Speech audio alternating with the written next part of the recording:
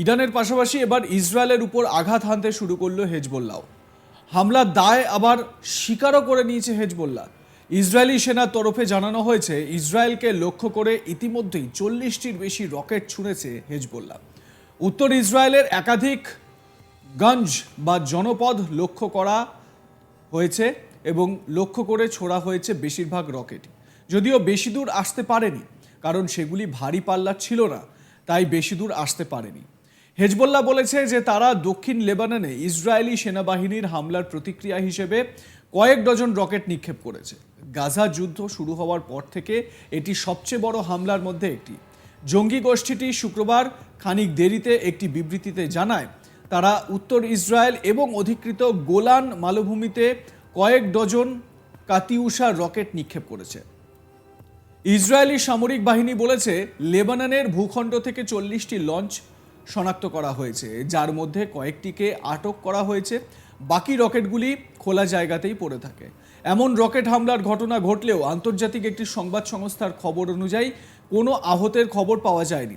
Israeli সামরিক বাহিনী জানিয়েছে শুক্রবার গভীর রাতে লেবানন থেকে ইসরায়েলি ভূখণ্ডে প্রবেশ করার সময় হেজবুল্লাহ দ্বারা পরিচালিত দুটি বিস্ফোরক বোঝাই ড্রোনকে আটক করেছিল তারা। 7ই অক্টোবর থেকে গাজায় যুদ্ধ শুরু হওয়ার পর থেকে ফিলিস্তিনি জঙ্গি গোষ্ঠীর মিত্র শিবির হেজবুল্লাহ এবং ইসরায়েলি বাহিনীর মধ্যে সীমান্ত জুড়ে প্রায় প্রতিদিনই গুলি বিনিময় চলেছে।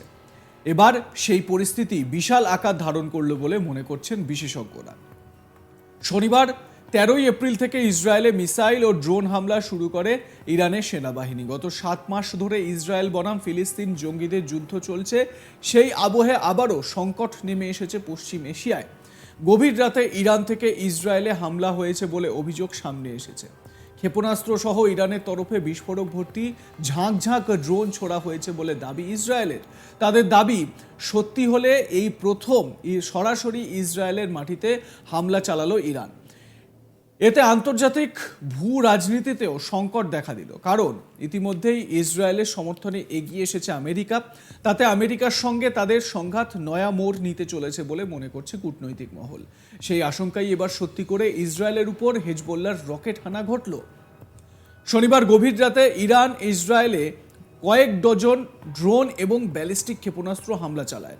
ইরান ও ইসরায়েলের মধ্যে শত্রুতা কয়েক দশকের পুরনো, তবে এই প্রথম ইরান সরাসরি ইসরায়েলে হামলা করেছে। ইসরায়েলের সেনাবাহিনীর মতে ইরান ইসরায়েলের উপর কয়েকশো ড্রোন হামলা চালিয়েছে। বলা হচ্ছে প্রায় 200টি ড্রোন এবং মিসাইল হামলা চালিয়েছে ইরান, যা ইসরায়েলি সেনাবাহিনীর ডিফেন্স সিস্টেম ব্যর্থ করে দিয়েছে।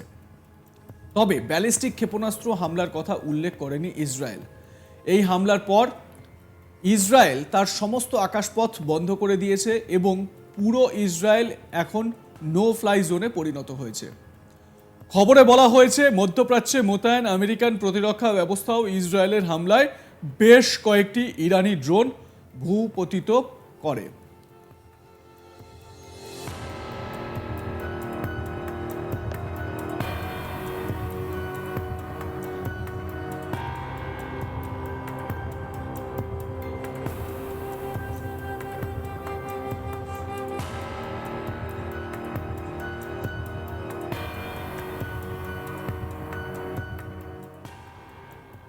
যেরকম আপনাদের প্রথমেই বললাম, ইরান 200টি ড্রোন এবং মিসাইল অ্যাটাক করে ইসরায়েলের উপর। যদিও ইসরায়েলের যে প্রতিরক্ষা সিস্টেম রয়েছে, আপনারা জানেন যে অ্যান্টি মিসাইল বা অ্যান্টি ড্রোন ডিফেন্স সিস্টেম রয়েছে ইসরায়েলের কাছে, যেটি আয়রন ডোম বলে পরিচিত। সেই আয়রন ডোমের সাহায্যে ইসরায়েল প্রত্যেকটি অ্যাটাককে প্রতিহত করেছে এবং যে কটি অ্যাটাক মাটিতে পড়েছে বা সংগঠিত হয়েছে সে কটি খুব একটা বড় অ্যাটাক বলে বিবেচিত হয় না। কিন্তু আশঙ্কা বাড়ছে যে এই রকম পরিস্থিতিতে তৃতীয় বিশ্বযুদ্ধও লাগতে চলেছে। ইতিমধ্যেই ইসরায়েলকে পাশে নেওয়ার জন্য বা ইসরায়েলের পাশে দাঁড়িয়ে মার্কিন প্রেসিডেন্ট জো বাইডেন তিনি ফোন করেছেন ইসরায়েলি প্রধানমন্ত্রী বেঞ্জামিন নেতানিয়াহুকে।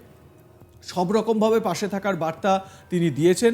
যদিও যুদ্ধ পরিস্থিতি থেকে এড়িয়ে চলার বা যুদ্ধ পরিস্থিতি থেকে সরে দাঁড়াবার মতন বার্তাই আমেরিকার তরফ থেকে নাকি দেওয়া হয়েছে। যদিও নেতানিয়াহু এটা স্পষ্ট করেছেন যে তিনি কোনো রকমভাবে এসব মানবেন না।